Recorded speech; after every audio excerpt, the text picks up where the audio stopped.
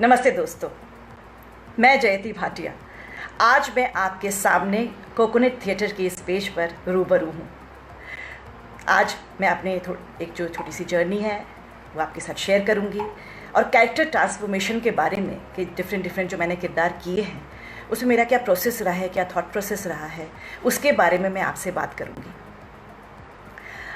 पिछले कुछ दिनों में मैंने कोकोनट थिएटर के पेज पर देखा कि बहुत ही नामी गिरामी और बहुत प्रसिद्ध और बहुत ज्ञानी मेरे से बहुत सीनियर्स सब लोग यहाँ पर आए हैं और उन्होंने अपना वक्तव्य प्रस्तुत किया है, अपनी जर्नी बताई है। उन सब के सामने मेरी जर्नी बहुत निम्न है, बहुत छोटी है। मैंने ऐसा कुछ ग्रेट अकम्प्लिश नहीं किया है, लेकिन फिर भी एक कलाकार होने के नाते मेरा ये फ़र्ज़ बनता है कि मैं अपनी छोटी सी जर्नी आपके साथ शेयर करूं।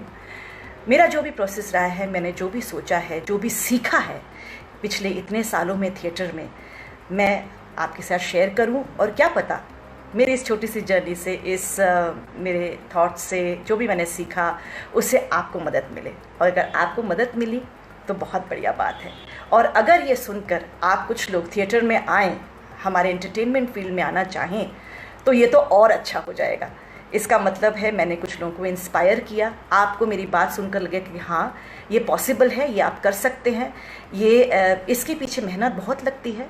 ये ऐसा नहीं है कि आप आए और आपने कुछ थिएटर में काम किया या फिर अपने एंटरटेनमेंट मीडिया में काम किया और आपको फेम मिला और बहुत कमाल हो गया। नहीं, इसके पीछे हर कोई एक पढ़ाई लिखाई करके आया है, किताबें पढ़ी है, बहुत सारे थिएटर देखे हैं, फिल्म्स देखे हैं। सो आई वुड से कि ये एक जो हमारा फील्ड है थिएटर का या फिर कला का या एंटरटेनमेंट फील्ड का, इसमें बहुत मेहनत है, काफ़ी मेहनत है। सब ने मेहनत की है, जो भी जहाँ पहुँचा है उन सब ने मेहनत करके ही वो यहाँ तक पहुँचे हैं। तो आप जो लोग इस फील्ड में आना चाहते हैं, मैं कहूँगी कि इसमें थोड़ी सी ट्रेनिंग लेकर आइए, थोड़ी सी पढ़ाई लिखाई करके आइए। आप इंजीनियर, डॉक्टर, MBA पढ़ने के लिए आप मैंने बचपन से ओडिसी डांस सीखा, इंडियन क्लासिकल डांस। मेरे गुरु पद्मश्री मायाधर राउत, और मैं श्री राम भारतीय कला केंद्र की स्टूडेंट रही हूँ। उसके बाद वो करते करते मैं रशियन लैंग्वेज पढ़ रही थी, तो वहाँ पे एंटन चेखव ड्रामा स्टूडियो के जो डायरेक्टर हैं सीताराम जी ने, उन्होंने मुझे कैंटीन में बहुत लोगों से बातें करते हुए देखा और उन्होंने कहा कि हाँ, मुझे तो यही लड़की चाहिए जो मेरा किरदार निभा पाएगी। और उन्होंने मुझे एक प्ले जिसका नाम है क्या ये गुस्ताखी है, उस प्ले में ज़किया नाम की लड़की का रोल दिया। वो प्ले मैंने किया, मुझे बड़ा मज़ा आया। मैं जब घर गई, अपने घर वालों को मैंने बताया कि मेरे जो एंटन चेखव ड्रामा स्टूडियो की टीचर हैं वो कह रहे हैं कि प्ले करना है, तो थिएटर करना है। वो तो मैंने कभी किया नहीं है। तो माय मदर सेड कि ऐसी कोई बात नहीं है, तुम तो 15 सालों से परफॉर्म कर ही रही हो और पिछले 10 सालों से स्टेज परफॉर्मेंसेस भी कर रही हो, सोलो परफॉर्मेंसेस भी कर रही हो, तो थिएटर में तो सिर्फ डायलॉग होता है साथ में, है ना, तो इतना डिफ़िकल्ट नहीं है, कर। तो फिर मुझे लगा कि अच्छा, सिर्फ डायलॉग बोलना है, बोल तो मैं लेती हूँ और रट्टू मास्टर में हूँ, तो जो मुझे स्क्रिप्ट मिलेगी वो तो मैं पढ़ लूँगी। तो इसीलिए ये मेरा पहला स्टेप हुआ। मैंने वो किरदार किया ज़किया, क्या ये गुस्ताखी है प्ले में, और मुझे बहुत मज़ा आया क्योंकि पूरी टीम के साथ काम करना था। और सुषमा सेठ जी बहुत सीनियर एक्ट्रेस थी, उनके साथ पहली बार काम करने का मौका मिला। उनको हमेशा टीवी पे देखा था एंड प्ले में भी देखा था, थिएटर में भी देखा था, तो मेरे लिए बहुत कमाल का एक्सपीरियंस था। वो हर चीज़ नई थी, everything was new, entry, exit, costume, dialogues, जगह पर आना जाना, ये सब डांस में भी होता है जब आप डांस ड्रामा करते हैं। लेकिन ये मैंने रियलाइज़ किया कि एक अलग, थोड़ी सी अलग दुनिया है, लेकिन इसमें भी बहुत मज़ा है। तो मुझे लगा कि अच्छा, मुझे फिर थिएटर को थोड़ा परस्यू करना चाहिए। उसके बाद मैं अलकाज़ी साहब, इब्राहिम अलकाज़ी मेरे थिएटर के गुरु रहे हैं, लिविंग थिएटर मैंने ज्वाइन किया। मैंने ये रियलाइज़ किया कि डांस की वजह से मुझे काफ़ी मदद मिली, क्योंकि मैं स्टेज पे चलने फिरने, हाथ को कैसे यूज़ करना है, हाथ को पॉकेट में नहीं रखना, क्या करूँ मैं हाथ का, चलूँ कैसे, चल के कैसे जाऊँ, खड़ी कैसे हूँ, इन सब चीज़ों में मुझे डर नहीं लगता था क्योंकि मैं स्टेज परफॉर्मर पहले से ही थी। लेकिन ये ज़रूर मुझे रियलाइज़ हुआ कि किरदार को करने के लिए आपको काफ़ी एक प्रोसेस करना पड़ता है। मुझे सर कहते थे कि अच्छा ऐसे देखो, तो मैं ऐसे देख लेती थी। वो कहते थे ऐसे चलो, तो मैं ऐसे चल लेती थी। वो हंसते, मैं हंस लेती थी। तो फिर मुझे वो कहते थे लीव द नखराज of a dancer, there is a process, thought process, वो पूरा शुरू से लेकर आखिर तक करो, नहीं तो जिंदगी किरदार को जी नहीं पाओगी। फिर मैंने रियलाइज़ किया कि हाँ ये बात सही है, क्योंकि जब मैंने ज़किया का किरदार किया था क्या ये गुस्ताखी है में, तो मैंने रियलाइज़ किया कि ज़किया, मेरे डायरेक्टर ने मुझे देखकर कहा कि हाँ ये लड़की मेरे कैरेक्टर के लिए परफेक्ट है, वो क्योंकि वो बातूनी है, इधर उधर घूमती रहती है, हमेशा चटक पटक करती रहती है, तो ये किरदार काफ़ी सिमिलर है मेरे किरदार जो मैंने लिखा, ये एक्टर, ये कैरेक्टर जो अच्छा कर जाएगी। लेकिन मैंने ये भी रियलाइज़ किया कि जो ज़किया का किरदार था वो जयती से काफ़ी डिफरेंट था। हाँ बातूनी थी, वो बहुत चंचल थी, वो सब कुछ था, लेकिन वो रिबेलियस थी। मैं बहुत ही डिवोटेड और बहुत ही ओबीडियंट किस्म की लड़की थी। रिबेल करना मैंने कभी सोचा नहीं था, कभी मेरे ध्यान में भी नहीं आया था, और कभी ज़रूरत भी पड़ी थी तो मैंने सबकी भलाई देखते हुए बात को मैं अलग कर दिया था। तो I was not a rebellious person. मैं कभी माँ बाप के अगेंस्ट जाकर कुछ ऐसा करूँगी कि अपने बाल काट लूँगी या लड़ लूँगी या लड़कों के साथ क्या बोलते हैं कुश्ती लड़ूँगी, ये सब मेरे अंदर नहीं था। और जिस तरह से अपनी बहन के लिए लड़ रही थी वो प्ले में ऐसा था। तो आई वुड से कि ज़किया का किरदार जयती के किरदार से काफ़ी अलग था। तो उसको समझने में मुझे वो पूरा प्ले लग गया, लेकिन मुझे रियलाइज़ नहीं हुआ क्योंकि मैंने उसको बैठकर सोचा नहीं। हमारा जो थिएटर है, हमारा जो ये फील्ड है, इसमें सोचना पड़ता है। आपको किरदार के बारे में जब आपको कोई स्क्रिप्ट मिलती है, जब आपको कोई प्ले मिलता है, तो आप उस स्क्रिप्ट को पढ़ते हैं, अपने किरदार को देखते हैं, अपनी प्लेसमेंट उस प्ले में देखते हैं कि वो क्या कर रही है, क्या नहीं कर रही है, क्या कर रहा है, कहाँ पर ये प्ले सेट है, कहाँ से शुरू हुआ है, कहाँ से ख़त्म हुआ है, कहाँ तक जाएगा, इस किरदार की जर्नी क्या है, ये मुझसे कितना अलग है, या मैंने कहीं ऐसा कोई किरदार देखा है या नहीं। ऑब्जर्वेशन जिसे हम कहते हैं, वैसे रियल लाइफ में जयती की ऑब्जर्वेशन बिल्कुल ज़ीरो है। अगर एक पहाड़ यहाँ पर हो और वो पहाड़ हटा के कहीं दूसरी जगह खड़ा कर दिया जाए तो जयती फिर भी उसको समझ में नहीं आ गया कि वहाँ पर कोई पहाड़ था या नहीं था। लेकिन जैसे ही हम अपने वर्क फील्ड में आते हैं, जब हम ये सीरियसली अपने प्ले को लेते हैं, जब पढ़ते हैं, तो हर चीज़ सामने एक फ़िल्म की तरह चलती है, आपको सब पिक्चर्स दिखाई देते हैं और आपको ये रियलाइज़ होता है कि अच्छा ये प्ले है, ये इस समय में सो एंड सो सन में सेट है, इस डेट से सेट है, ये किरदार इस फैमिली के हैं, ये फैमिली इस जगह पर रहती है, इस जगह की फैमिली का जो इकोनॉमिक बैकग्राउंड है वो ऐसा है, सोशल बैकग्राउंड ऐसा है। क्या अगर कोई पॉलिटिकल प्ले हो या कोई ऐसा प्ले हो, उसमें आपको समझना पड़ता है कि उस वक्त या इस वक्त या जब भी वो प्ले सेट है उस वक्त क्या पॉलिटिकल बैकग्राउंड था, इन लोगों की स्टैंडिंग क्या थी या इस किरदार की स्टैंडिंग क्या थी। तो ये सब सोचते हुए ये आपके दिमाग में आ ही जाता है। मैं फिर I will go back to my dancing a little bit. तो ये मेरे लिए बहुत ही नई चीज़ थी और ये सारा कुछ समझना, ये सब मैंने लिविंग थिएटर में सीखा। तो वहाँ जब मैंने समझा कि अच्छा एक प्ले को करने के लिए, एक किरदार को करने के लिए हमें बहुत कुछ समझना पड़ता है। एक प्ले था a street car name desire, एक प्ले था एंटन चेखव का थ्री सिस्टर्स। उस प्ले में हमारी बड़ी स्टडी हुई क्योंकि उस वक्त रशिया में जो चल रहा था, यूएसएसआर में जो चल रहा था, वहाँ पे ये तीन बहनें थी जो हमेशा ये कहती थी हम मॉस्को जाएंगे, हम मॉस्को जाएंगे। क्यों जाएंगे मॉस्को? उनका क्या एस्पिरेशन है? उनके घर की जो स्थिति थी, वो ज़मींदार थे और धीरे धीरे वो सब सिस्टम टूटने लगा था और जो है दुनिया चेंज हो रही थी, प्रोलेटेरिएट्स ऑफ द वर्ल्ड यूनाइट, ये सब चीज़ें बाहर निकल के आ रही थी। ये जितने भी बुर्जुआ सोसाइटी थी वो टूट रही थी। इनकी क्या हालत थी इस वक्त और कैसे जो उनके एक छोटे तबके की जो लड़की थी नताशा, जो मैंने प्ले किया था, वो घर में आकर पूरे घर को टेक ओवर कर लेती है। So it was also symbolic thing that how the proletariats या जो लोअर वर्किंग क्लास है वो किस तरह से बुर्जुआ सोसाइटी को टेक ओवर कर रहा है। तो ये आपकी स्टडी होती है बैकग्राउंड के ऊपर।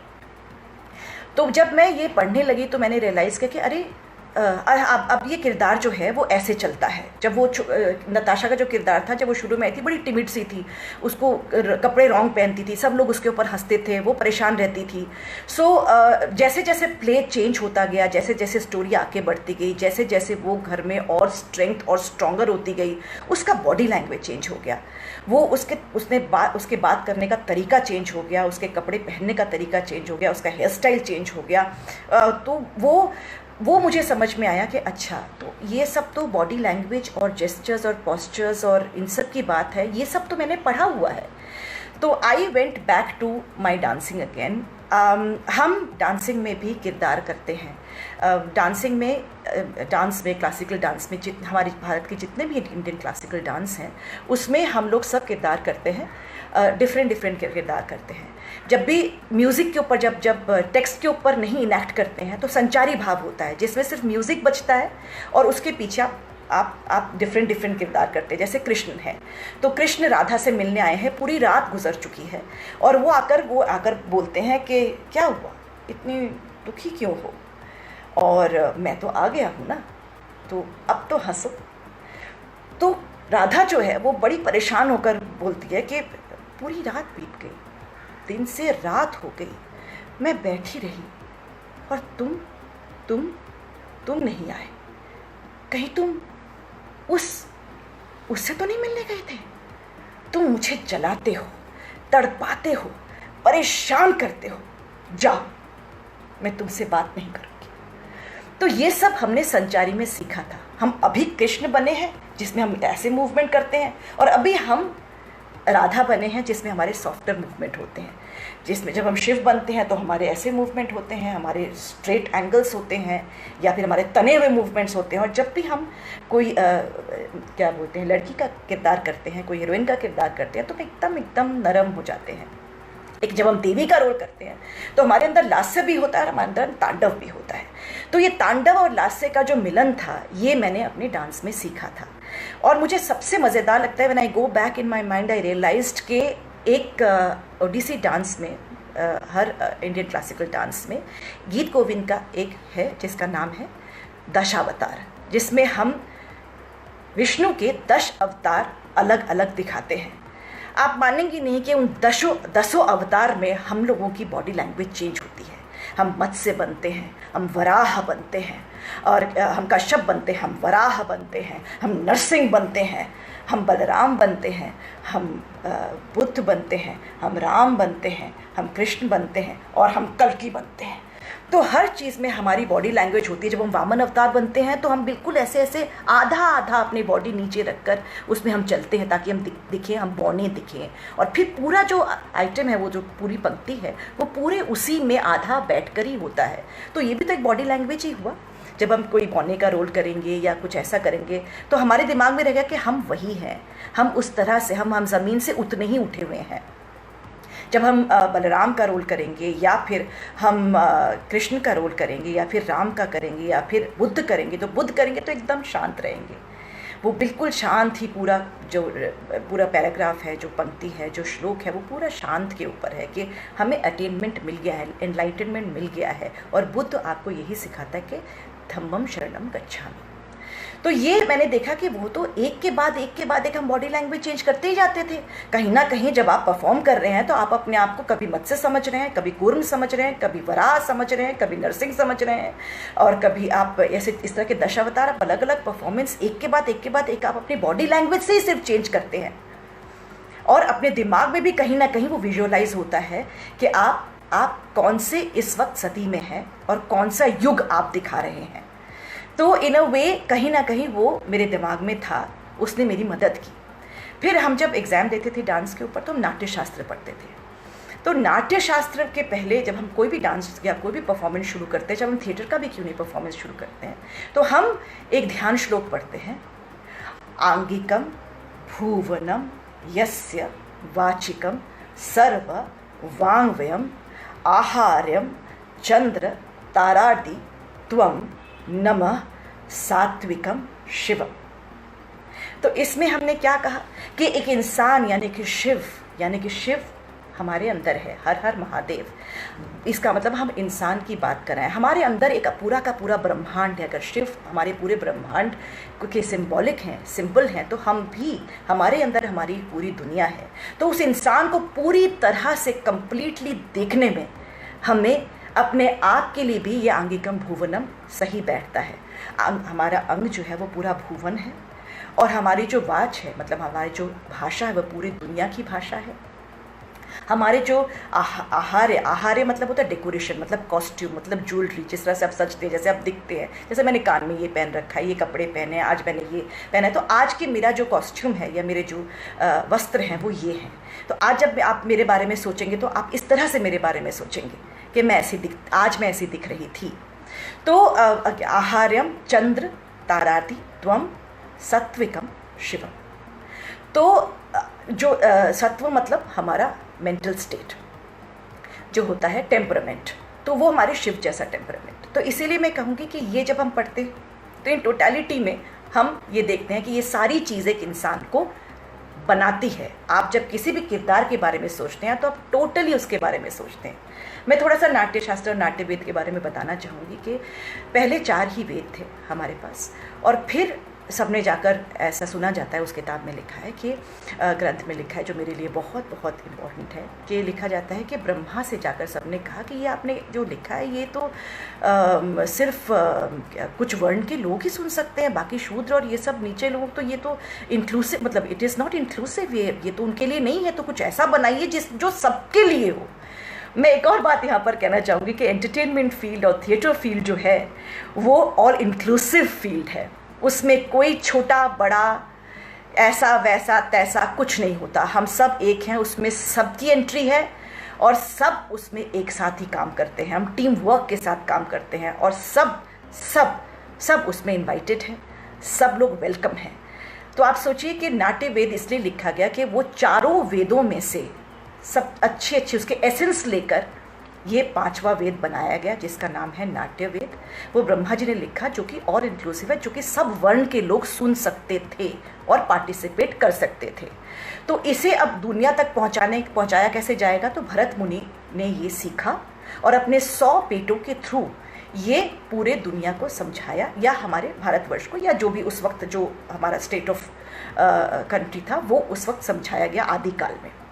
ये बहुत बहुत बहुत पुरातन किताब है, पर आप मानेंगे नहीं कि तभी इसमें नृत्य के बारे में, संगीत के बारे में, संगीत वाद्य के बारे में, नाट्य के बारे में इतनी डिटेल में लिखा गया है कि आज जब आप पढ़ते हैं क्या बोलते हैं स्टैनिस्लाव्स्की के बारे में, आप जब पढ़ते हैं ब्रेख्ट के बारे में, जब आप माइजनर के बारे में पढ़ते हैं और फिर आप नाट्य शास्त्र पढ़ने बैठते हैं, तो आपको लगता है कि अरे ये सब तो पहले ही इसमें लिखा हुआ था।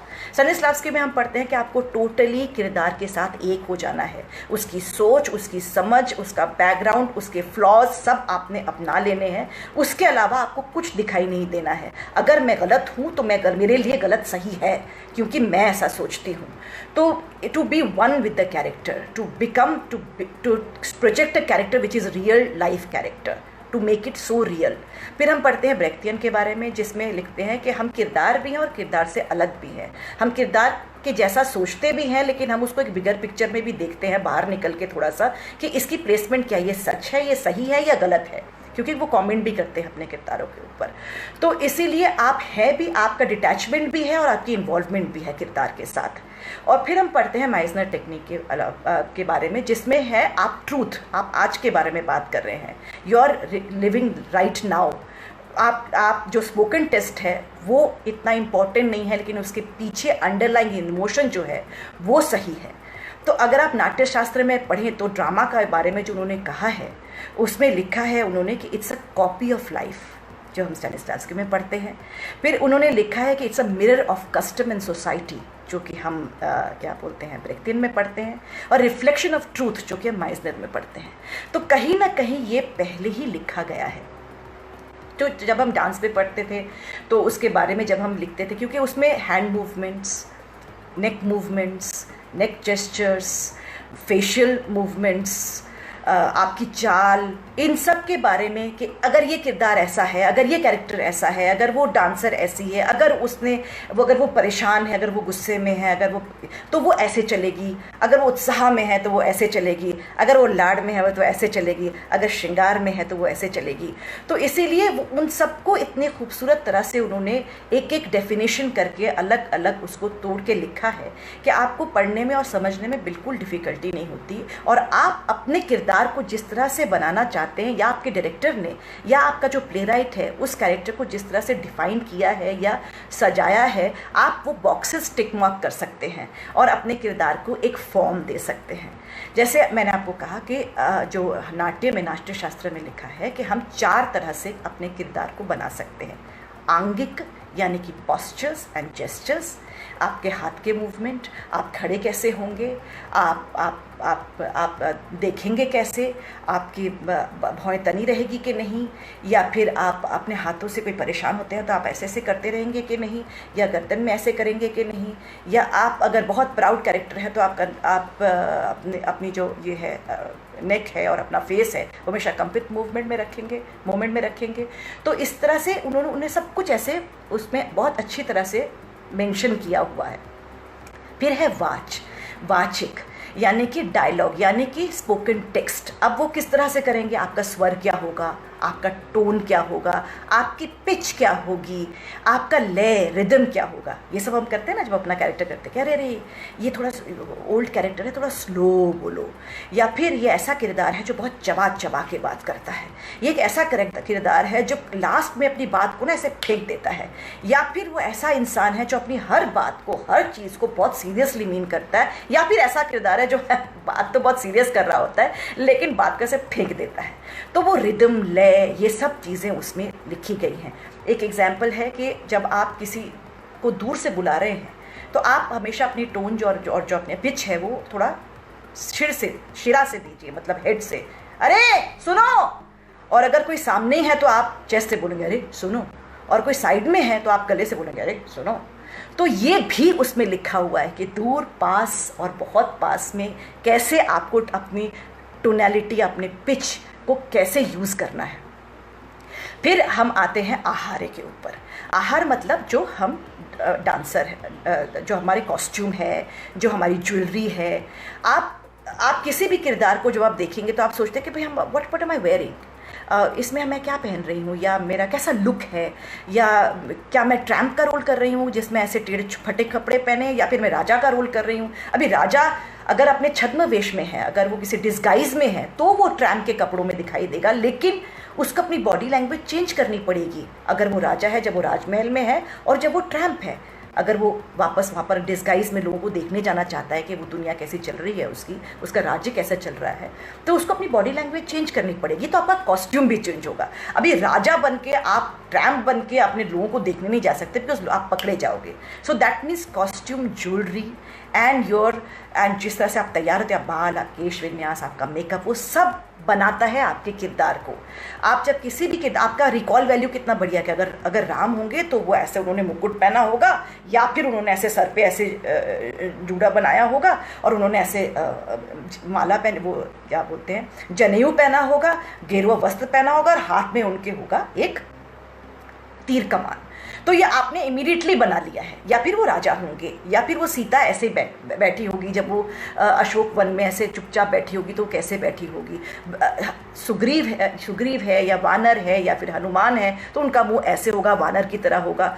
अगर आप ऐसे दिखाएंगे तो कोई प्रॉब्लम नहीं है, दिखा सकते हैं आप, लेकिन अगर आप वही अपने कन्वेंशनल लुक देते हैं तो तुरंत आपका रिकॉल वैल्यू बढ़ता है, और आप इमीडिएटली कैरेक्टर्स को डिफाइन कर पाते हैं कि अच्छा ये रूसी कैरेक्टर है, ये रशियन कैरेक्टर है, अच्छा ये अमेरिकन कैरेक्टर है, अच्छा ये 1971 या 1949 या फिर कोई ऐसा 1908 या 1918 के प्ले का इंसान है, या फिर आज के, अगर हम आज का कोई प्ले बनाएंगे तो आपको नहीं लगता कि हम सब लोग मास्क लगा के घूमेंगे और हाथ में हमारे ग्लव्स होंगे या ऐसा कुछ, या फिर वो सामने ऐसा जो हमने ऐसा क्या बोलते हैं, शील्ड होता है, प्रोटेक्टिव शील्ड, वो बनाकर घूमेंगे। आज का प्ले जब आप देखिएगा, जो आगे प्लेज आएंगे, जो कोरोना वायरस के ऊपर प्लेज आएंगे, उसमें सब में हमारे मास्क होंगे, प्लास्टिक शील्ड होगी, प्रोटेक्टिव शील्ड होगी, और हमारे हाथ में ग्लव्स होंगे, और हम लोगों से थोड़ा सा डिस्टेंस मेंटेन करके रखेंगे। और अगर इस सब्जेक्ट पे प्ले बनाया जाएगा कि कैसे प्रकृति को ने हमको सिखाया, कैसे हम सीखे, इस माहौल में हमारी कैसी ज़िंदगी थी, तो इमीडिएटली आपको रियलाइज़ होगा अच्छा ये कोरोना वायरस के टाइम का प्ले है, क्योंकि इसमें हम इस तरह से तैयार हुए हैं। सो costume is very important for us, for the outward character, defining of the character. तो उसके बाद जो चौथी चीज़ है, जो सबसे इम्पॉर्टेंट चीज़ है, वो है टेम्परामेंट या सत्त्वा, यानी कि आप कहाँ से आए हैं, उसका मेंटल मेकअप क्या है किरदार का, आप इस वक्त जो भी रिएक्ट कर रहे हैं किसी चीज़ को, क्या अभी के लिए कर रहे हैं या उसके पीछे पूरी की पूरी एक कहानी है नाट्य शास्त्र जो इतने इतने पुरातन, इतने पहले ज़माने में लिखा गया है, वो साइकोलॉजी को इतना मानता था, इतनी मान्यता है उस किताब में कि उनको पता है कि जो किरदार है और प्ले राइट है, उन दोनों को ही जो आप प्ले लिख रहे हैं या ड्रामा लिख रहे हैं उसके बैकग्राउंड के बारे में जानना ज़रूरी है, उसकी डीप अंडरस्टैंडिंग होनी चाहिए। और दूसरी बात यह है कि जब आप उन किरदारों को स्टेज पर उतारेंगे, जब प्रेक्षक, आपको एक और बात बता दूं कि पहले के ज़माने में अभी भी जो हमारे ऑडियंस आती है उसको हम रसिक जन कहा करते थे, अभी भी कहते हैं रसिक जन, क्योंकि they were the lover of arts. वो म्यूज़िक हो, डांस हो, या संगीत हो, या संगीत वाद्य हो, या ड्रामा हो, थिएटर हो, वो डांस देखने आते, वो सब ऑडियंस यानी कि रसिक जन देखने आती थी। और हम लोग एक और बात उन्हें कहते थे, हम हमेशा उन्हें प्रेक्षक कहते थे। प्रेक्षक मतलब जो देखता है, यानी कि spectacled. Audience is for audience जो ऑडियो के लिए है, क्योंकि पहले जितने भी शोज़ होते थे वो मोस्टली म्यूज़िकल होते थे, संगीत के होते थे, तो सुनना रहता था। लेकिन जब से स्टेज आया तब से वो प्रेक्षक बन गए, क्योंकि उनको देखना है, कॉस्ट्यूम देखना है, डांस देखना है, उनको क्या बोलते हैं, सेट देखना है, उनको पूरा समझना है प्ले देख करके, लाइटिंग, ये सब चीज़ें, तो उनको प्रेक्षक माना जाता था। तो ये कहते हैं कि जो, अब मैं साइकोलॉजी की बात करी थी कि जो प्ले राइट और एक्टर जब वो प्ले को, डायरेक्टर जब वो प्ले को स्टेज पर उतारें तो वो ये समझे कि इस वक्त ऑडियंस में कौन लोग हैं, क्या उनकी मनस्थिति है। मैं अपनी बात कहना चाहता हूँ, इस प्ले राइट कैरेक्टर्स अपनी मेरी बात को दुनिया तक पहुँचाना चाहते हैं वो किरदार को प्ले करते हुए, लेकिन ऑडियंस तक क्या ये बात पहुँचेगी? बहुत लोग जो उस बात को नहीं मानते होंगे कहेंगे हमें नहीं समझ में आया भैया, बड़ा बेकार प्ले था, या ऐसा थोड़ी ना होता है। और कुछ लोग बहुत सारी सीख लेकर जाएंगे कि अरे वाह, ये तो बहुत बढ़िया है। प्रेक्षक का एक और प्लस पॉइंट है, और उनका भी बहुत बहुत बहुत उनका इन्वॉल्वमेंट होता है थिएटर के अंदर, कि आज सपोज आप प्ले देखने आना चाहते हैं, आपका दिल नहीं है, लेकिन आपकी वाइफ, आपके हस्बैंड या आपके फ्रेंड्स ने आपके लिए टिकट ले लिया है, आप देखने आ गए हैं। आपका दिमाग अपने बिजनेस में लगा हुआ है, आपकी जो परेशानी है ज़िंदगी में वहाँ पर लगा हुआ है। अगर बहुत कमाल का परफॉर्मेंस हुआ तो आप उससे जुड़ जाएंगे, और अगर थोड़ा सा भी ढीला ढाला हुआ, जहाँ पे किरदार अपने किरदारों को सही तरह से नहीं परफॉर्म कर रहे हैं, तो आप कभी भी उस प्ले को एंजॉय नहीं कर पाएंगे। आप उसी परेशानी को जैसे लेकर आए थे, उसी परेशानी को लेकर बाहर चले जाएंगे। कुछ लोग जो कॉमेडी प्ले देखने आए हैं, लेकिन आप ऐसे प्ले देखने आए हैं और आपको प्ले देखने को मिल गया है जिसमें आपको बहुत सोचना पड़े, हंसी वसी सब कुछ हो रहा है, लेकिन आपको बहुत सोचना पड़ रहा है। जैसे कि मेरा एक प्ले था वजाइना मोनोलॉग्स। अब वो प्ले बड़ी पब्लिक देखने आती थी, हमारा बड़ा हिट प्ले है, पूरी दुनिया में वो खेला गया है, इंडिया में भी खेला गया है। तो लोग वो वजाइना मोनोलॉग्स नाम सुन के आ जाते थे, सोचते थे कि ये तो कोई सेक्स कॉमेडी है, बड़ा वजाइना नाम लिखा हुआ है, नाम है इसमें। लेकिन जब वो प्ले देखने आते थे उनको रियलाइज़ होता था कि 5 औरतें यहाँ पर बैठी हुई हैं और अपना एक रेड एंड ब्लैक कॉस्ट्यूम पहन के, और उसके बाद ये अलग अलग औरतों के बारे में बात कर रही हैं और उनकी प्रॉब्लम्स के बारे में बात कर रही हैं। भले ही मज़े से बात कर रही हैं, भले ही कॉमिक हो, कुछ इमोशनल भी है, सब कुछ है, लेकिन यार इसमें बड़ा सोचना पड़ रहा है। तो मैं ये कहूँगी कि 25% जो अपनी ऑडियंस होती थी वो ये कहती थी कि हम बड़े अनकंफर्टेबल थे आपके प्ले में, हम ना बड़े अनकंफर्टेबल थे, आपने इतनी बार वजाइना नाम देना, we are not used to it. और कुछ 75% जो थी वो धीरे धीरे सुनते थे और कहता था ये क्या प्ले है भैया, ये कैसा हो रहा है, ये तो कॉमेडी प्ले नहीं है, इसमें तो कुछ भी सेक्स नहीं है, सेक्स की बात हो रही है लेकिन कुछ अलग तरह से हो रही है। तो लेकिन वो धीरे धीरे इस प्ले से जुड़ते जाते थे, और प्ले के बाद वो उनको लगता था कि अरे इनको तो एक और पर्सपेक्टिव मिला, because the play was very strong, the performances were very strong, और हम अपने अलग अलग किरदार एकदम सही तरह से और पूरे जज्बात के साथ, ऑनेस्टी के साथ प्ले करते थे।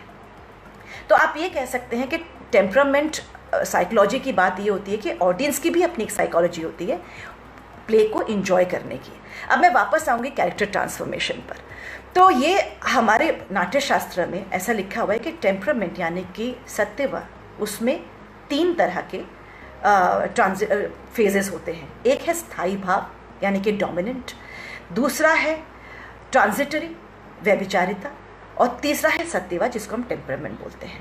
तो स्थायी भाव तो होता है कि आप अभी गुस्से में, ये किरदार अभी गुस्से में है, ठीक है, तो उसमें हमारे 8 कैन यू बिलीव इट, इन नाट्य शास्त्र देयर आर 49 स्टेट्स, 49 भाव है जिससे आप अपने आप को एक्सप्रेस कर सकते हैं। तो डोमिनेंट हो गए 8, जो कि है हास्य, रति, शोक, क्रोध, जुजुप्सा, विस्मय, क्या बोलते हैं, हास्य, मैंने शायद हास्य बोल लिया, और क्या बोलते हैं शोक, और भी है रिदम, क्या बोल, तो ऑल दिस इज देयर। तो देयर 8 काइंड्स ऑफ इमोशंस।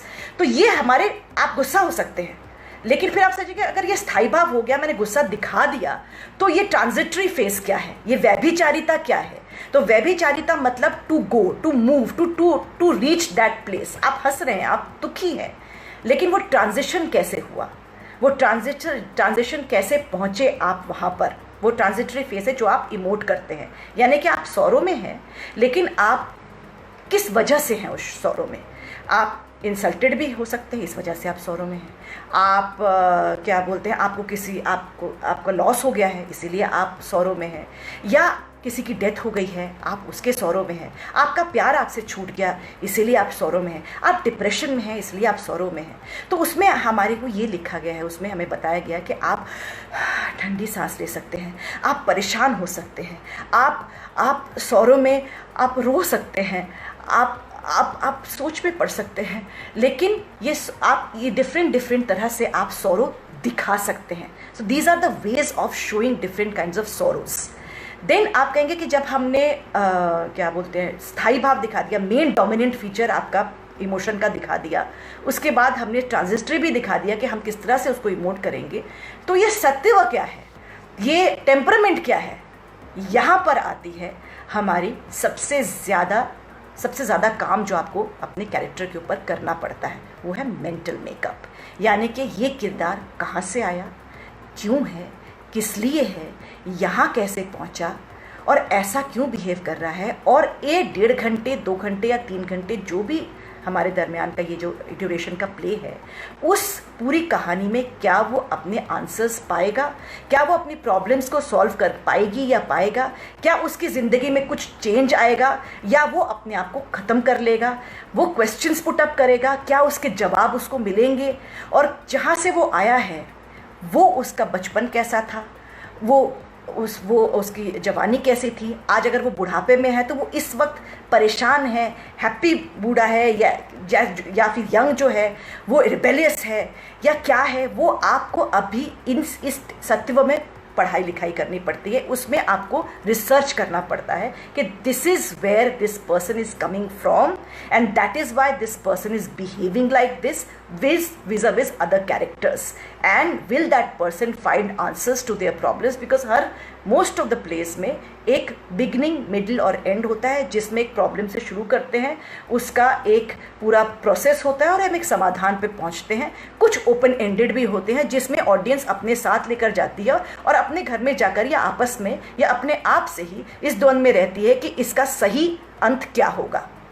तो आप देख रहे हैं कि आंगिक, वाचिक, आहार और सत्व, मतलब ये जो चारों हैं, जेस्चर्स, पोस्चर्स, आपका स्पोकन टेक्स्ट यानी कि डायलॉग, आपकी कॉस्ट्यूम, ज्वेलरी, आपका मेकअप, आप कैसे दिखते हैं उस किरदार में, और चौथा है आपका मेंटल मेकअप यानी कि मनोदशा यानी कि टेम्परामेंट।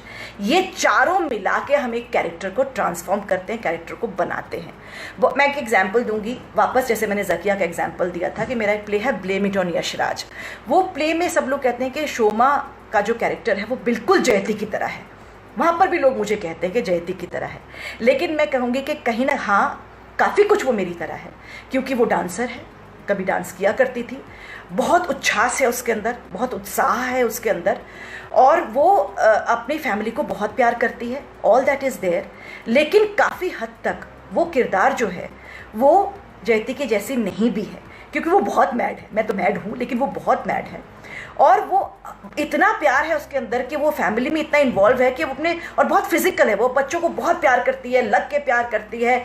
और लेकिन सबसे खूबसूरत ट्रांजिशन उसका तब होता है जब उसकी बेटी उसे छोड़कर चली जाती है, यानी कि उसकी शादी हो जाती है, और वो इतनी बोलने वाली और इतना परेशान होने वाली और इतनी एक्साइटमेंट दिखाने वाली जो लड़की है, जो लेडी है, वो जब एकदम धम से बैठ जाती है, एंड शी इज स्थिर, शी इज एब्सोल्युटली साइलेंट, और एक हाथ का उसका जेस्चर है हल्का सा कि मेरे हाथ से सब कुछ छूट गया, बहुत ही हल्का जेस्चर है ऑडियंस को, आई एम श्योर वो रियलाइज़ होता है, तभी वो इतना कनेक्ट करते हैं उस किरदार से कि पूरा कैरेक्टर स्थायी बैठा है, एकदम स्थिर बैठा है, और एक छोटा सा उसका हाथ का जेस्चर होता है कि मेरे हाथ से मेरी सबसे प्रेशियस जो बच्ची थी वो छूट गई, और उसके आंखों से आंसू बह रहे हैं। उनके पति आते हैं, उनको उस मनोदशा से निकालते हैं, और वो कहते हैं कि हाँ वो मतलब सिर्फ हमें इस घर को छोड़कर गई है, लेकिन she is there in our lives. तो ये एक ट्रांजिशन है कैरेक्टर का, और ये आप देखेंगे कि ये किरदार को जब हम उस पर काम करते हैं कि ये इतनी जो परेशान वाली किरदार है वो अपना सौरव कैसे दिखाएगी, वो परेशान कैसे होगी, वो दुख कैसे दिखाएगी, जो एकदम उसको दिल से चुभती है। आप देखेंगे आपको बहुत लोग बहुत कुछ कहते हैं, लेकिन आपको कुछ 1 2 3 ऐसी बातें होती हैं जो दिल में चुभ जाती है, और फिर आपका रिएक्शन बिल्कुल ही अलग होता है। जो बहुत गुस्से वाले लोग होते हैं वो एकदम चुप हो जाते हैं, कुछ बहुत गुस्से वाले लोग एकदम ही तोड़ फोड़ शुरू कर देते हैं, और कुछ बहुत एकदम साइलेंट लोग एकदम वायलेंट हो जाते हैं, क्योंकि they are certain things which they cannot handle, they cannot manage. तो ये जब मैंने सोचा कि ये किरदार कैसे करूँगी, तो मुझे लगा कि बेमेल और निशराज में एक ये पॉसिबिलिटी है कि मैं इस कैरेक्टर के एक अलग फैसेट को दिखाने की कोशिश करूँ कि ये इतनी जो उच्छ्वास और इतना एक्साइटेड कैरेक्टर है, ये जब परेशान होती है और जब सचमुच उसको लॉस की फीलिंग होती है, तो वो कैसे दिखाएगी।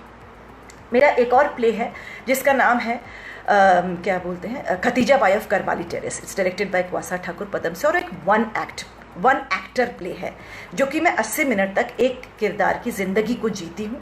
उसका अल्जाइमर्स है, वो वक्त के आगे पीछे होती रहती है। वो कभी 15 साल की है, कभी 9 साल की है, कभी 17 साल की, कभी 18 साल की है, और सेट से मैं कभी बाहर नहीं जाती। मुझे म्यूज़िक भी बहुत ही कम मदद दी गई है उसमें, एक्सेप्ट एक बीच में म्यूज़िक आता है और लास्ट में म्यूज़िक आता है, और बाकी कहीं पर भी नहीं है। तो इस किरदार को जब मुझे दिया गया और क्वासार के साथ जब मैंने काम करना शुरू किया, तो मैंने ये रियलाइज़ किया कि ये एक और तरह का कैरेक्टर ट्रांसफॉर्मेशन है, एक और तरह का कैरेक्टर बिल्डिंग है। बहुत लोग कहते हैं, बहुत लोग ये प्ले देखने आते हैं और कहते हैं अरे इसमें तो हमारी मदर हमें दिखाई दी, अरे इसमें तो हमारी बुआ हमें दिखाई दी, अरे इसमें तो हमें मेरी मौसी दिखाई दी, अरे she is just like my sister in law, she is just like my daughter in law. क्योंकि उन्हें दूर से ये किरदार दिखाई देता है कि शी इज़ अ वेरी ऐसी किरदार है जो सब कुछ लपेट लेना चाहती है, जो चाहती है कि अपनी जगह बनाए। अब वो बचपन से इतनी परेशान रही है, इतनी दुखी रही है, हर चीज़ उससे छूट गई है कि जब वो अपनी शादी करके अपनी फैमिली में आती है तो वो अपनी जगह बनाना चाहती है। जगह बनाते बनाते वो पावरफुल होते होते उस जगह फैमिली की हेड ही बन जाती है, लेकिन आखिर में जाकर वो अकेले रह जाती है। तो मुझे जब ये किरदार मिला था तो मैंने कहा ये तो बिल्कुल मेरे जैसा नहीं है, तो मुझे बड़ा सोचना पड़ेगा इसके बारे में, बिकॉज मैं तो बहुत गिविंग हूँ, मैं तो बड़ी अच्छी हूँ, मैं तो बिल्कुल भी ऐसे पावर प्ले नहीं करती हूँ। बट धीरे धीरे मैंने अपनी ज़िंदगी में जब नोटिस किया कि yes there are lot of things which are similar to the character. मैं आपको एक बात बताऊँगी कि एक्टर्स की, कि हर एक्टर कुछ अपना किरदार में छोड़कर आता है और किरदार का बहुत कुछ अपने साथ ज़िंदगी में लेकर आगे चलता जाता है। हम शायद बहुत ही ऐसे देखा जाए, अगर मैं इमेजिन करूं तो हम एकदम ऐसे पतले दुबले हैं, और उसके बाद धीरे धीरे हमारे पास कुछ भी नहीं है, हम बिल्कुल गरीब हैं, और जैसे जैसे हम जो किरदार प्ले करते जाते हैं ज़िंदगी में, उसका एक एक बैग, एक एक सामान, एक थैला, एक झोला हम अपने साथ कैरी करते तो मैं सोचती हूँ कि जो बहुत किरदार प्ले कर चुके हैं और बहुत पहुँचे हुए हैं, उनको कितना कुछ लेकर चल रहे होंगे, उनकी समझ कितनी बढ़ गई होगी ज़िंदगी में, वो इंसानों को कितनी बढ़िया तरह से समझ पा रहे होंगे, क्योंकि हर किसी के shoes they have worn every shoe, many kinds of shoes, and they have understood the mental makeup of people। तो ये हम अपने किरदार के भी झोले और बैग्स लेकर चलते हैं और समझ लेकर चलते हैं, और शायद ये हमें बेहतर इंसान बनाता है। जब ये किरदार किया खतीजा बाई ऑफ करमाली टेरेस का, तो मैंने रियलाइज़ किया कि अब इसको कैसे समझा जाए, क्योंकि वो किरदार 54 किरदार अपने पूरे प्ले में क्रिएट करती है। आप देखते हैं कि वन एक्टर प्ले में बहुत बार ऐसा होता है कि जो एक्टर्स हैं, जो किरदार कर रहे हैं, वो डिफरेंट एक्टर्स की बॉडी लैंग्वेज, कैरेक्टर्स की बॉडी लैंग्वेज ले लेते हैं, बोली ले लेते हैं, पर यहाँ पर ऐसा कोई स्कोप नहीं था। यहाँ पर जैसे वो किरदार से बात करती है, उस हिसाब से आपके सामने, ऑडियंस के सामने पिक्चर बनती है कि वो किरदार कैसा है। इसका रिलेशनशिप उसके पास साथ कैसा है। और प्ले को क्योंकि आप थोड़ा सा दूर से ऑडियंस बन के देखते हैं तो आपको रियलाइज़ होता है कि ये सही है या गलत है। जब वो अपने हस्बैंड नौशाद से बात करती है तो एक अलग तरह, एक अजीब तरह का उसके अंदर एक बैरियर होता है। हमेशा उसको एक प्लीज़ करने की तरह से बात करती है, या ऐसे बात करती है कि मेरी बात को काटे नहीं, क्योंकि वैसे भी ये कुछ समझता तो है नहीं। तो वो थोड़ा सा डिस्टेंस मेंटेन करके करती है। जब वो अजीज़ से बात करती है, अपने बेटे से बात करती है, तो इतना उसके अंदर घुस जाती है, इतना अपनी पूरी लाइफ उसने उसके आसपास उसने घेरे में डाल दी है कि वो अजीज़ के अलावा कुछ सोच नहीं पाती थी। उसके अलग भी उसके और भी बच्चे हैं। नसीम के साथ उनकी जो बेटी है, बचपन में एक अलग रिलेशन था और बड़े होने के बाद रिलेशनशिप एकदम 360 डिग्री टर्न अराउंड हो जाता है। एक और बेटा है उनका अकील, जो अजीज़ के जाने के बाद देखभाल करता है। तो वो उस लड़के से प्यार करती है, उसको पता है कि ये मेरी देखभाल करेगा, लेकिन अजीज़ के जितना प्यार वो नहीं करती। तो उसकी बातचीत वो जैसे अकील से करती है और जैसे अजीज़ से करती है, उससे डिफरेंस में पता चलता है। फिर वो अपनी सिस्टर्स इन लॉ से जैसे बात करती है, उसको पता चलता है कि नुशा को पसंद करती है, जरीन को भी कर ही लेती है, लेकिन शिराज को तो बिल्कुल हैंडल नहीं कर सकती, वो पसंद ही नहीं करती उसको। तो उसके साथ बात करने के तरीके से ही पता चल जाता है कि वो किरदार कैसा है और इसका रिश्ता उसके साथ कैसा है, और वो कैसा पिक्चर आप लोगों के सामने लाने की कोशिश कर रही है। वो जब अपनी मदर इन लॉ से बात करती है तो एकदम बिक जाती है, क्योंकि उसको पता है यही एक औरत है जिसको अगर मैं अच्छे से उसके गुड बुक्स में आ जाऊं तो फिर मेरी नैया पार है, मैं कहीं ना कहीं पहुंचूंगी इस घर में। सो शी इज़, और वो लेकिन but she also feels extremely respectful towards that woman, क्योंकि उसको लगता है कि अरे वाह, ये कुछ बन गई हैं तो शायद मैं भी कुछ बन जाऊंगी। तो ये मैंने जब ये प्ले कर रहे थे तो मैंने रियलाइज़ किया कि अरे इसको कैसे इमेजिन किया जाए, कैसे तो मुझे रियलाइज़ हो कि तो हम तो एवरीडे करते हैं। आप देखते हो कि आपकी मदर जो है अपने मदर इन लॉ से कैसे बात करती है, अपनी मदर से कैसे बात करती है, अपने हस्बैंड से कैसे बात करती है, आपके बड़े भाई से कैसे बात करती है, आपकी बड़ी दीदी से कैसे बात करती है, आपसे कैसे बात करती है। आपकी टीचर जो है, मैं अपने स्कूल में जब पढ़ती थी तो मुझे मैथ्स टीचर, मैथ्स से बड़ा वो था, मैं बड़ी फ्लॉप थी मैथ्स में। तो वहाँ मुझे मैथ्स जब टीचर थे तो मैं सोचती थी अरे अर्चना के साथ ऐसे बात करते हैं, रीना के साथ ऐसे बात करते हैं, सुमित वाधवा के साथ ऐसे करते हैं, स्मृति से ऐसे बात करते हैं, मुझसे तो बहुत ही ऐसे बात करते हैं। तो चाहकर भी मैं उस सब्जेक्ट में कभी अच्छी नहीं हो पाई, क्योंकि कहीं ना कहीं मुझे लगता था ये तो मुझे बिल्कुल पसंद नहीं करते। तो आप देख रहे हैं कि आपके टीचर, आपके पेरेंट्स, आपके फ्रेंड्स, आपके आसपास के लोग, आपके colleagues, if you observe them you will realise that they react and talk differently with different intonations, with different pitch to different people in their lives. So कहीं ना कहीं वहाँ से ये मुझे समझ में आया कि जब ये खदीजा बाई का किरदार मैं करूं स्टेज पर, तो वहाँ पर जिस किरदार के साथ मैं बात करूंगी तो उस किरदार से बात करने के तरीके से पता चलेगा, मेरी टोन से, मेरी पिच से, मेरी एटीट्यूड से पता चलेगा कि ये किरदार इसकी ज़िंदगी में क्या मायने रखता है और सोसाइटी में क्या मायने रखता है, और उस वक्त इसकी क्या इम्पोर्टेंस है इसकी ज़िंदगी में। सो ये एक और कैरेक्टर को अपने आप को ट्रांसफॉर्म करने का या कैरेक्टर को बिल्ड करने का एक तरीका होता है। मेरे ख्याल से आप सब लोग जानेंगे और समझेंगे इस बात को कि at one point of time जब आप किसी भी किरदार को बनाते हैं तो उस किरदार को बनाने में आपको बहुत सारी स्टडी की ज़रूरत पड़ती है। कभी कभी ऐसा होता है जब हम स्टेज पे दिखते हैं और जब बैक स्टेज जाते हैं तो आपको पता ही नहीं चलता कि अरे ये वही एक्टर है जिसने वो वाला रोल किया है, क्योंकि उसकी पूरा जो मेंटल मेकअप है, उसका जो एक्सटर्नल मेकअप है, उसकी जो चाल है, उसकी जो बोलने का तरीका है, वो सब ही एक अलग अलग एंटिटी था। और कोई किरदार और कोई एक्टर जब इस चीज़ को अटेन कर लेता है या इसमें पास हो जाता है या इसमें सक्सेसफुल हो जाता है तो हम कहते हैं कि अरे वाह, ये तो ऐसा लग रहा था जैसे उन्होंने ये किरदार को जीवित कर दिया, इस किरदार को जीवित करके हमारे सामने ले आए। वो पिछला किरदार तो हमें याद ही नहीं रहा। लेकिन ऐसा काफ़ी बार होता है कि हमारे टोनेशंस में मैच हो जाते हैं, वॉइस क्वालिटी मैच हो जाती है, लेकिन हमें कोशिश करनी चाहिए कि ऐसा ना हो।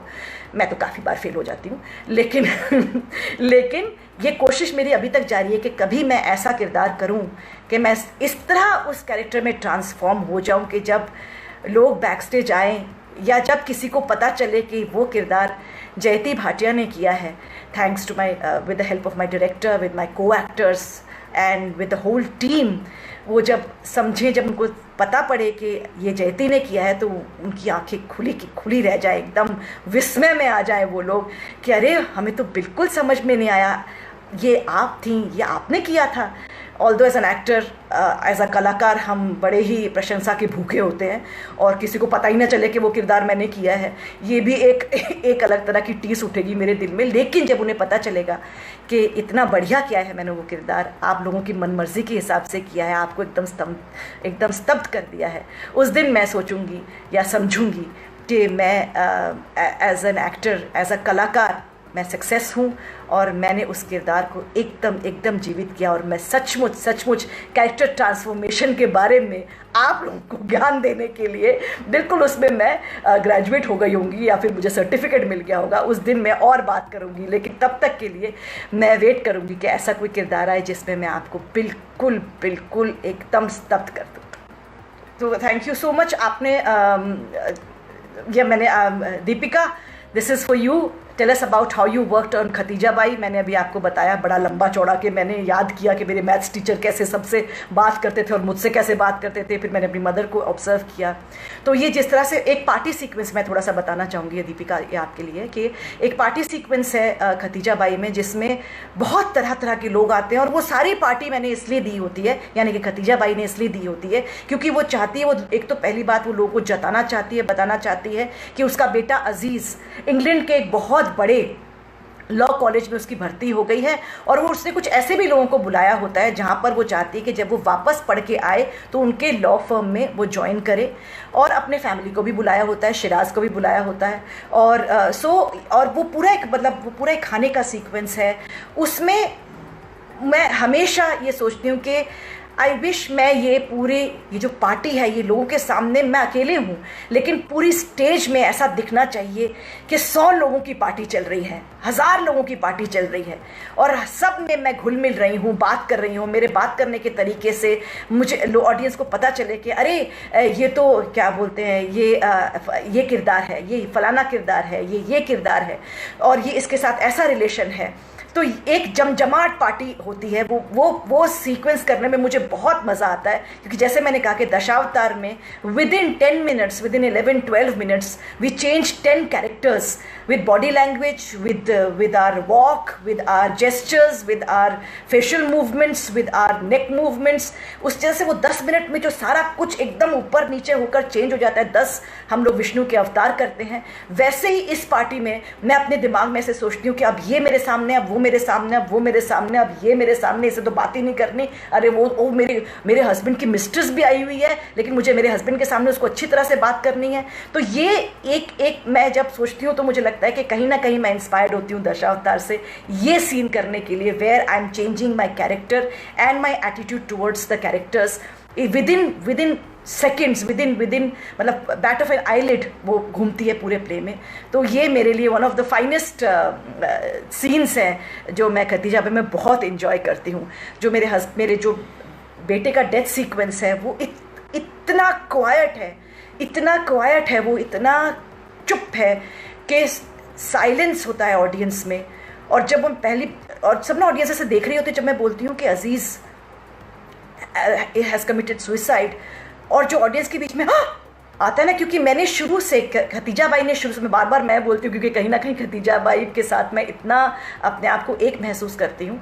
तो वो खतीजा बाई जब वो कहती है कि अब अजीज़ नहीं रहा, क्या अब ये क्या करेगी, तो उस वक्त मुझे लगता है कि क्योंकि वो बिल्डअप ऐसा किया होता है अजीज़ के साथ, जब भी अजीज़ को देखती है वो डुल जाती है उसके ऊपर, इतना प्यार दिखाती है, इतना लाड़ दिखाती है, स्ट्रिक्ट भी होती है लेकिन उसमें भी इतना कंसर्न है और कितनी लड़ाई और कितनी जद्दोजहद की होती है उसे इंग्लैंड भेजने के लिए। तो जब ऑडियंस को पता चलता है कि वो नहीं रहा, क्योंकि उसने इतना बिल्डअप किया होता है उस प्यार को, उस रिलेशनशिप को, उस बॉन्ड को, कि जब वो नहीं होता तो ऑडियंस को धक्का लगता है।